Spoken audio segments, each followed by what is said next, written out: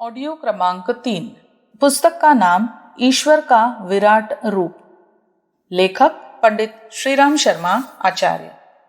भगवान ब्रह्म की चौथी शक्ति भगवान है। भगवान भक्तों के वश में होते हैं। भक्त जैसे चाहते हैं उन्हें नचाते हैं।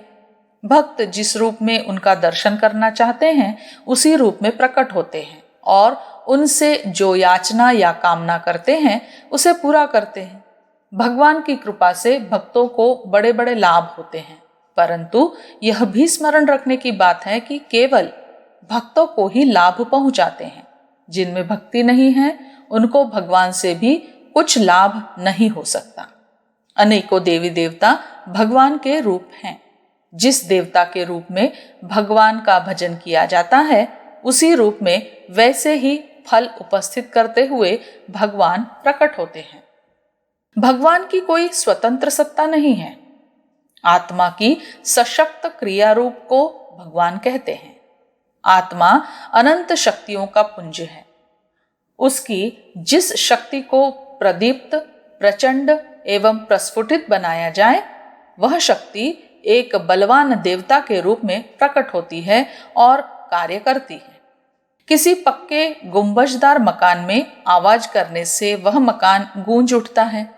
आवाज की प्रतिध्वनि चारों ओर बोलने लगती है। रबड़ की गेंद को किसी दीवार पर फेंक कर मारा जाए तो जितने जोर से फेंका था टक्कर खाने के बाद वह उतने ही जोर से लौट आती है। इसी प्रकार अंतरंग शक्तियों का विश्वास के आधार पर जब एकीकरण किया जाता है तो उससे आश्चर्यजनक परिणाम उत्पन्न होते हैं। सूर्य की किरणों को आतिशी शीशे के द्वारा केंद्र बिंदु पर एकत्रित किया जाए तो इतनी गर्मी उत्पन्न हो जाती है कि उस केंद्र में अग्नि जलने लगती है। मानसिक शक्तियों को किसी इष्ट देव को केंद्र मानकर यदि एकत्रित किया जाए तो एक सूक्ष्म सजीव चेतना उत्पन्न हो जाती है। यह श्रद्धा निर्मित सजीव चेतना ही भगवान है। गोस्वामी तुलसीदास जी ने रामायण में भवानी शंकरो वंदे श्रद्धा विश्वास रूपिणो श्लोक में यही भावना प्रकट की है। उन्होंने भवानी तथा शंकर को श्रद्धा विश्वास बताया है। श्रद्धा साक्षात भवानी है और विश्वास मनुष्य को मृत्यु के मुख से बचा सकता है और जीवित मनुष्य को क्षण भर में रोगी बनाकर मृत्यु के मुख में धकेल सकता है। शंका डाइन मनसा भूत कहावत किसी बड़े अनुभवी ने प्रचलित। चित्त से उत्पन्न हुई शंका डाइन बन जाती है और मन का भय भूत का रूप धारण करके सामने आ खड़ा होता है। रस्सी को सांप, झाड़ी को भूत, कड़ुए पानी को जहर बना देने की और मृत्यु का खतरा उत्पन्न करने की शक्ति विश्वास में मौजूद है। केवल घातक ही नहीं, निर्माणात्मक शक्ति भी उसमें है। कहते हैं मानो तो देव नहीं तो पत्थर है। पत्थर को देव बना देने वाला विश्वास है। विश्वास की शक्ति अपार है। शास्त्र कहता है विश्वासो फलदायकः। मंत्र शक्ति तथा देव शक्ति और कुछ नहीं आत्मशक्ति या इच्छा शक्ति का दूसरा नाम है। ध्यान, जप, अनुष्ठान आदि की योगमयी साधनाएं एक प्रकार का मानसिक व्यायाम है। जैसे शारीरिक व्यायाम करने से देह पुष्ट होती है और निरोगता, सुंदरता, दीर्घायु, भोग, सुख, सहन शक्ति, धन उपार्जन तथा कठिन कष्ट साध्य कामों को पूरा करने की प्रत्यक्ष सिद्धियां प्राप्त होती हैं, वैसे ही मानसिक साधनाओं द्वारा, आराधना, उपासना द्वारा मनोबल बढ़ता है और उससे नाना प्रकार की अलौकिक शक्तियां प्राप्त होती हैं।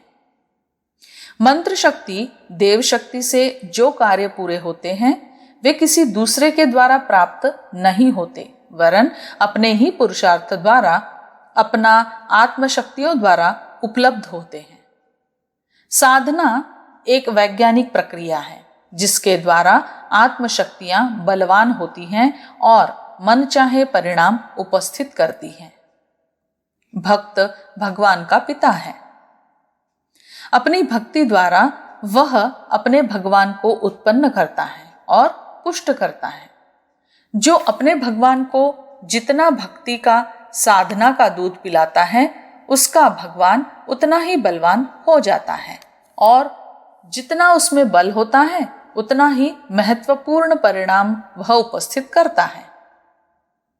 प्रहलाद का भगवान बलवान था कि खंभ चीर डाला। नरसी का भगवान हुंडी बरसा सकता था, परंतु हमारे भगवान में वह बल नहीं है। किसी के भगवान स्वप्न में या जागृत अवस्था में दर्शन दे सकते हैं। किसी के भगवान भविष्य में कोई संकेत कर सकते हैं। किसी के भगवान विपत्ति में सहाय हो सकते हैं। तात्पर्य यह है कि जिसने अपने भगवान को जिस योग्य बनाया होगा, वह वैसे वरदान देने के लिए, वैसी सहायता करने के लिए तैयार रहेगा। वस्तुतः मनोबल ही भगवान है। मनोबल को बढ़ाने के तरीके अनेकों हैं। योग साधना का भारतीय तरीका ही एकमात्र उपाय नहीं है। संसार में अनेकों साधन और उपाय इसके हैं। विश्वास के आधार पर मनोबल बढ़ता है। कई व्यक्ति बिना योग साधना के भी अपने स्वावलंबन, आत्मविश्वास, अध्यवसाय, साहस, सत्संग एवं पराक्रम द्वारा अपना मनोबल बढ़ा लेते हैं और वही लाभ प्राप्त करते हैं जो भक्तों को भगवान प्रदान करते हैं। अनेक अनिश्वरवादी व्यक्ति भी बड़े बड़े सिद्ध हुए हैं। राक्षस लोग देवताओं से अधिक साधन संपन्न थे। असुरों को बड़े बड़े अद्भुत वरदान प्राप्त थे।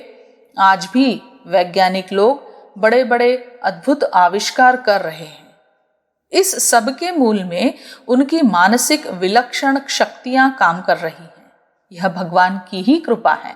भगवान को सुर और असुर सभी बिना भेदभाव के प्रसन्न कर सकते हैं तथा उनका अनुग्रह और वरदान प्राप्त कर सकते हैं।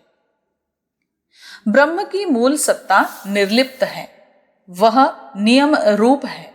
व्यक्तिगत रूप से किसी पर प्रसन्न अप्रसन्न नहीं होती।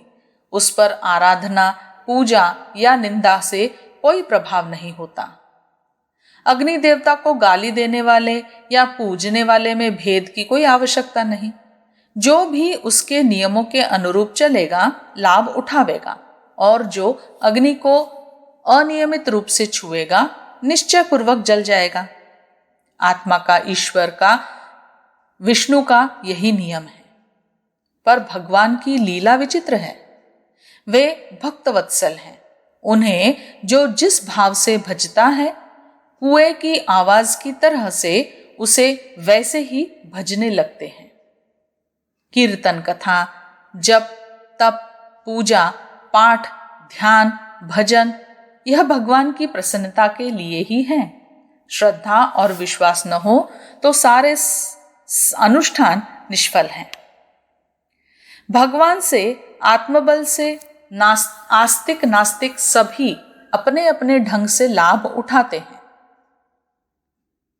संसार के महापुरुषों की जीवनियां पढ़ने पर उनके अद्भुत आश्चर्यजनक कार्यों का जो विवरण मिलता है, उससे हम आश्चर्यान्वित हो रह जाते हैं और सोचते हैं कि किसी देवता की कृपा से ही वे इतने बड़े कार्यों को पूरा कर सके होंगे।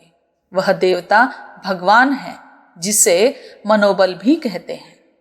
प्रयत्न से, साधना से, विश्वास से, श्रद्धा भक्ति से मनोबल बढ़ता है और फिर उसकी सहायता से बड़े बड़े कठिन कार्य पूरे हो जाते हैं। मैस्मरिज्म विद्या जानने वाले अपने अकिंचन मनोबल से बड़े बड़े खेल दिखाते हैं। यह बल अधिक हो जाता है तो जिस दिशा में भी चाहे मनुष्य मोर्चे पर मोर्चा फतह करता हुआ आगे बढ़ता जाता है। अनायास अप्रत्याशित सुअवसर भी उसे प्राप्त होते हैं। धन को देखकर धन, वैभव को देखकर धन, वैभव को देखकर वैभव और सौभाग्य को देखकर सौभाग्य अपने आप अनायास टपक पड़ते हैं। इन अनायास लाभों से में भी सबल की सहायता का ईश्वरीय नियम काम किया करता है। भगवान कल्पवृक्ष हैं। उन्हें जो जिस भाव से भजता है उसकी इच्छा पूर्ण करते हैं। दूसरे शब्दों में यो कह सकते हैं कि जो व्यक्ति मन तत्व के जिस पहलू को बलवान बना लेता है उसे उस दिशा में पर्याप्त सफलताएं मिलती हैं।